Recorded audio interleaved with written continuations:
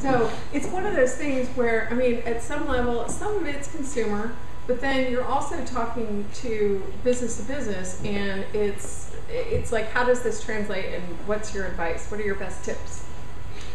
I mean, I think for us on the B2B side, it goes back to, you know, I have tons of clients come, I want to reach the CIO level in an organization. Well, I'm sorry, they're not going to be hanging out on Twitter, they're not on Facebook unless it's for personal, because they don't have time to do it. You know, they may do it, you know, 2 hours at night while they're just catching up, but that's really not where they are. It's, I think, you know, lots of people, it's the whole post methodology from Forrester of, you know, really understanding who your audience is first and where they live and interact, because you look at certain executives in the B2B space and they're going to tell you right off, give me white papers and give me analysts. And that's where they still get their information. Give me a mailing list that I can check through my BlackBerry. Yeah. I don't want a community, I don't want Twitter, I want an email list I can check through my BlackBerry. Yeah. Or a community that's stagnant. That's why LinkedIn does so well for the B2B space, is it's very stagnant. I know I can log into LinkedIn on Monday and the same thing's going to be there on Friday. And not 50,000 other things that have filled the funnel since. That conversation around into, I know they're yelling and screaming, but that doesn't really matter to the executives. They're saying, oh my God, they're yelling and screaming. And say, but this is what they're really getting at. This is what they're really saying to us. Now let's address that. And sure enough, you know, you address those things and they stop yelling. Well, it's also getting them into an environment where you can control the conversation. You don't want to have that pissy match back and forth on Twitter, on Facebook, or wherever. You want to get them controlled and out of that environment to where, yeah, when they come back, they're talking about their process. They're always the point of trying to have it so much more direct, as opposed to having it out there so that you can clearly focus on it. It's, to some extent, it depends on the tool, right? Because some tools like Bazaar Voice require a different set of the company's own inputs, right? Yes. Just the nature of what Bazaar Voice is doing, like with their reviews, their ratings, for instance. The ratings are pretty straightforward. There's minimal but necessary input from the company, depending on how you implement it, of course. Whereas Jive is really just providing you a platform for a community. What you do on top of that, totally up to you. I think the answer to the tool question to me is that any vendor that tells you you won't have to worry about it, you need to immediately stand up, kick them out of your office, and never talk to them again. Sure. Plug, Bazaar Voice, Jive, Lithium, you know, Leverage. You go through the sort of the big players. Don't tend to do that. Although their goal and their task is to deliver tools. So while they might help you to get smart or to say, here, let's work on the strategy, their job really is to sell you that package of software. That's their job, and that's fine. There's nothing wrong with that. Your job as the business person is to make sure that that's baked into your strategy. You're staffing appropriately. You're really thinking through what you're doing and how you're going to avoid having a dead community or a dead activity. Once it starts and before it starts, how you're preparing the way for it, all those sorts of things. And that's in some ways, that's a different vendor or a different set of tasks within your organization. So when I buy the hammer, the house doesn't build itself magically? I guess it depends on the hammer, but... But I'm sure that technology at some point in time will have the hammer and just push the button and you'll be like the Jetsons. To incentive for feedback. You know, more and more now, whenever your receipt prints off somewhere, it says go to this website or give us a call, and you'll go in for a weekly $1,000 prize or something. How effective do you think that is in getting feedback? How many people are disillusioned by it because they feel they never win?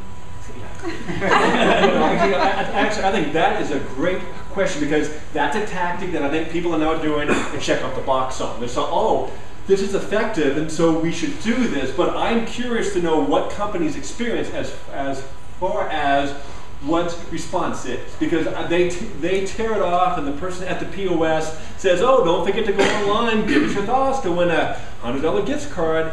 What I think, to me, is a great thing that companies could do, and this is something that I do recommend for all companies, and it's a part of the company culture that's tough, but having a higher up, have a list of companies, especially B2B folks, this works beautifully for it, is to have a CEO or a C-level person contact 5 customers a day. And just think of how you're going to shock the world when someone that high up is taking 10 minutes out of their time for a conversation And I think in a way they could get so much more meaningful content coming that way, and then talk about being talkable. This person is going to talk about folks saying, I just had the CMO, the CEO of so-and-so company call me to thank me for being a customer, and to say, what can we do better? That's powerful, I think, in a way. Granted, it's high touch. The easier way to check out the box is what you do, but that's a tactic that I think, to an extent, now gets lost. Well, and I think too, it's a lazy tactic in some ways. I'm not saying it's a wrong tactic. I'm saying it tends to be a lazy tactic. I can write a check, hand it to somebody, and they do it all for me. I don't have to spend 3 years building a relationship with a community of people, or getting to a point where they understand that every once in a while Steve Jobs drops a three-word email to somebody as a way of responding to emails that hit his inbox on a regular basis, right? It's easy to implement, but it's also fairly short term. I mean, anything good takes a while, right? And the greatest thing in some ways is the most complicated thing. The greatest thing about what we have opportunity to do is to do what John's talking about, to easily find 5 people, pick up the phone and talk to. We can do that easier than we've ever been able to do that in the history of mankind and business, right?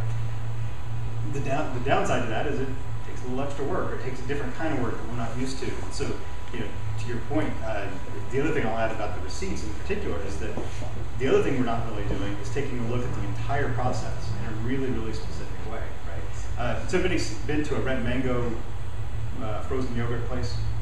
Big on the West Coast. When they print out the receipt, they have, for what you just purchased, it's frozen yogurt, right? With the receipt itself, for no extra cost other than whatever it took to set up the technology in the first place, prints off the nutritional value. It prints off some other crazy thing that, actually, if anybody's interested, let me know. I actually took a picture of my receipt there. It's like little factoids, right? Talks about the factoids of the business, the nutritional value, and then of course here's where you can leave feedback or whatever. But that's the receipt. Now compare that to the one you get at Best Buy that talks all about the return policy, specifics. That you get this many items purchased in this receipt this long, and talk about return policy, right? They're giving up an opportunity. That one little piece of thing that every single customer gets that is a way to say here's something interesting, right? There's lots of those little spots along the value chain that you could really take advantage of. More so than just, you could win if you take our generic survey that 50% respondents won't go all the way through. Best Buy focuses on the negative right when you leave the store.